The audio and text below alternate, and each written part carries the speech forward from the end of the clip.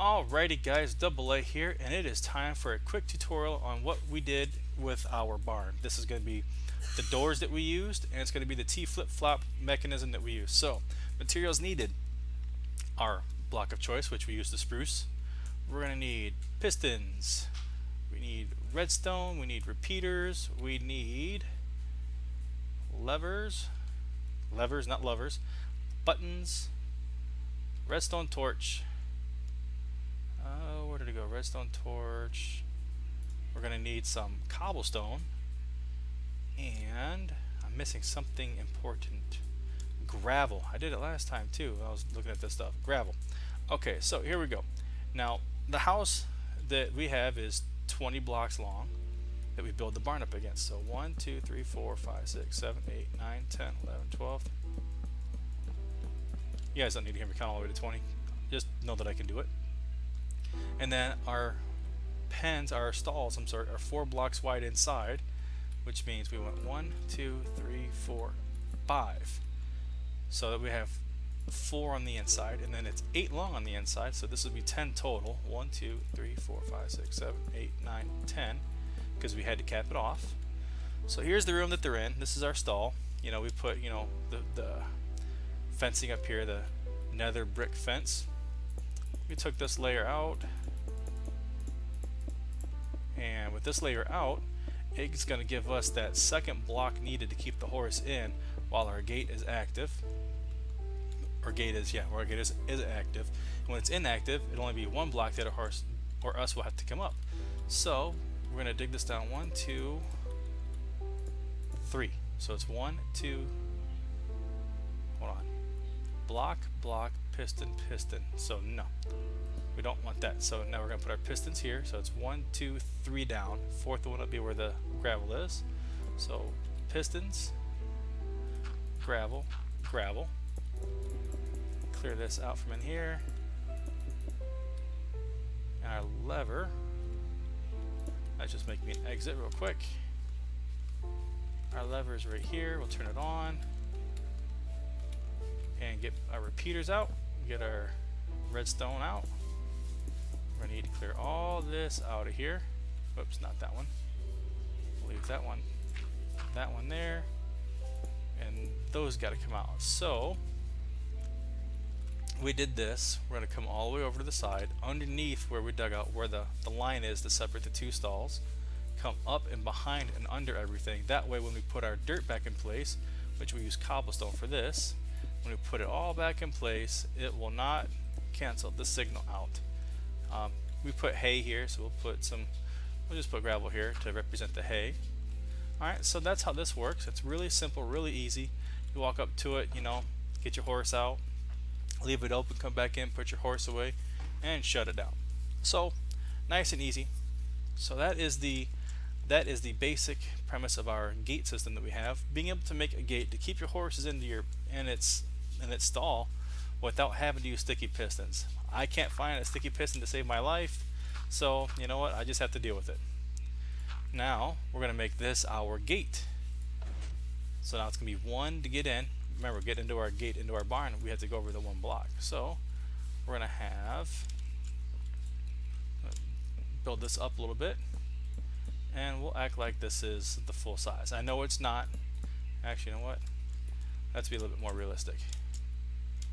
There. Now our horse can actually get in and out of that. So with this up, we can't get in. This down, we can. Yeah, this is going to bump our heads when we go in. If this was this tall, again, ours is another one higher. So we're going to remove the lever, and we're going to put a button in. Now remember, we did this from the top, but it's going to be the same premise. Everything is the exact same concept. A button on each side, and we're going to get rid of all this now. So now we're doing the T flip-flop. The T flip-flop is a pretty cool little invention. I like it a lot. It makes buttons turn into levers. It makes it usable from both sides, so each side can act independently and operate the gate or the system, doors, whatever you have, independently of itself. The way we're going to do that is, for us, we did it in the attic, so we had to build it up. So let's go ahead and build it up. We got a single one here. We're going to put a piston on it, space it 2, build it up, put a piston so the pistons are facing each other. pick one of them, either one, doesn't matter, your choice, and put a redstone torch underneath, right in front of one. If this was on a level surface and you're just doing it here, say in your basement, you're going to want to knock one out. So you'd have the pistons would look like this, and you'd have your redstone torch down in there. It's the same thing we're doing, we just built it up a block. So let's close this up. Alright, now you're going to want to put over the redstone torch, put a block. I'm using this just to get up, this has nothing to do with it. And then on top of it, you're going to put a block.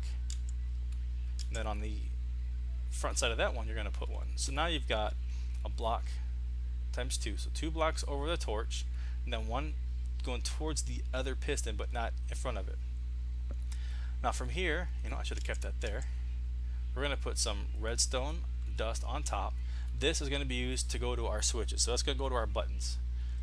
And we're going to go ahead and wire that up here in just one moment. But this part is going to our mechanism. So the mechanism is all of this stuff down here. What we're going to do is we're just going to make a nice, cheap, easy little path. I'm going to stare it down. So you want the one directly at the torch, directly at the redstone torch, and it will be lit up. You want to make sure it is. So we're just going to wire it to our mechanism. So now it's working. It's running non-stop, right? If you needed to go further distance, you could have just, thrown a repeater heading towards the mechanism. This, if I'd have done this, underground, I'd actually put that whole mechanism like right here. It'd have been really close and really easy to run. But I did it upstairs, and because I did it upstairs, we had to, get a little creative. So the best part here is I'm not going to put it over top of the torch. I'm going to do it off of this side here, because now we're going to start wiring our buttons. So we're going to wire the buttons. You take your redstone dust, bring it down, and keep it away from the rest of that stuff. I want it away from the torch and all of that. So we're just going to run it to our button. Oops, wrong one. So now that will operate the button. And again, we have to figure out how to get it here, right? Well, we could do it a pretty easy way. We could run it all the way around all that, or if you wanted to, you could, run it up over top or run it underneath the ground. I'm just going to cheat, and I'm going to put from the back side here, I'm going to put another block here, here, and I'm going to run it down from here. Now make sure you stay away from the other redstone, because that will activate it. You can put a repeater here if you want. You might want to, because it might be a weak signal. To check the signal, I'm just going to drop a torch, and it looks like it's going to do okay. We'll test it out.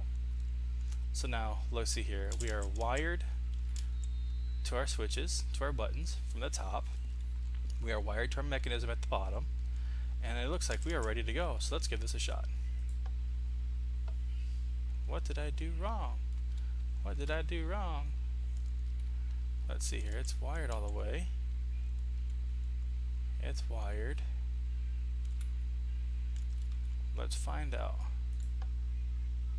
That's a pretty weak signal, actually. So we're going to put a repeater in here facing the T flip-flop. So see here. That's what it was. So facing the T flip-flop. Alright, so now that's got enough power to do it. So the step that I always do last, because I don't want to mess with the gate until it's time to actually make it move, is I put the redstone torches on at the very end. The side that has the block and the redstone torch, you put a torch on the top back side where your wiring is for your buttons. See, because that's what happens, it activates it. I like to wire everything together at the last second, make it work. So put one on the opposite side. So now when we hit the button, it works. Hit the other button, it works. It's got a strong enough signal. So now we have a working T flip-flop. A lot of people put their torches on, right at the beginning. I like to save it to the end. I like to let everything test out, without the torches on there, because if the torches are there, it's gonna make this operate. And if you're doing this in the real world and you're doing something like that and it's not in a safe area, you could be letting bad guys in. So I put them on dead last. When I do it, I look for the T flip-flop itself moving back and forth. And without these, you can get it to work. See how the piston fired? That's what I was checking for, and it wouldn't do it because it didn't have enough strength. Let's try it again. See, it lit up, and that's what we're looking for there. So we'll put the torches back on, and let's go from here. It works again, and it still works. Alright guys, so there you have it. There you have the door mechanism that we use for both our stalls and our entrance into our barn. Alrighty guys, it's Double A with BAPC Gaming, and look, we'll leave it with the sunset on, what was this, a ton of sandstone? Yeah, a ton of sandstone. Alrighty guys, have a good one, and I'll talk to you later. See ya!